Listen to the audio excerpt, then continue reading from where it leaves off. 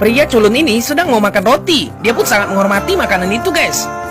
Lalu dia pun langsung didatangi oleh preman di penjara itu. Pria ini pun sengaja dipenjara karena dijebak oleh temannya. Preman ini pun melarangnya untuk makan. Ternyata dia punya ketuanya, guys. Lalu mereka pun langsung melarangnya untuk makan apapun di dalam penjara itu. Dia pun mengambilnya semuanya. Preman ini pun merasa bahwasannya dia adalah ketuanya di situ. Tidak ada boleh orang yang makan selain dia. Pria ini pun terus menuruti preman itu, guys. Lalu dia pun tidak jadi makan. Akhirnya dia pun melihat bahwasannya di situ semua diambili makanannya oleh preman ini. Pria culun itu pun akhirnya pergi, guys. Dia pun sangat sedih karena tidak jadi makan. Dia pun mencari apa yang mau dimakannya lagi. Lalu dia pun melihat ke sana ke sini. Ternyata teman-temannya semuanya tidak makan. Gangster ini pun ternyata makanannya sangat banyak. Pria ini pun meletakkan piringnya lagi, guys. Lalu dia pun langsung dipanggil oleh ketua gangster ini. Dia pun mulai menghampirinya.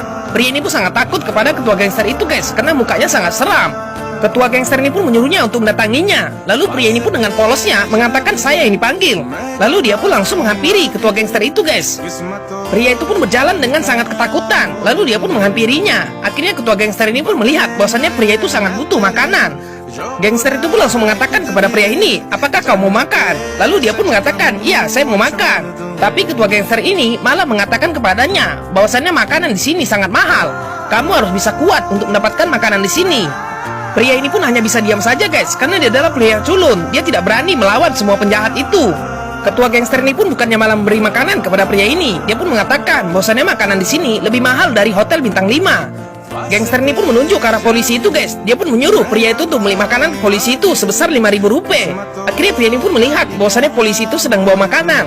Pria itu pun hanya bisa terdiam saja karena dia tidak ada uang untuk membeli makanan itu. Lalu dia pun melihati ketua gangster itu, guys. Makannya sangat lahap dan makanannya juga banyak.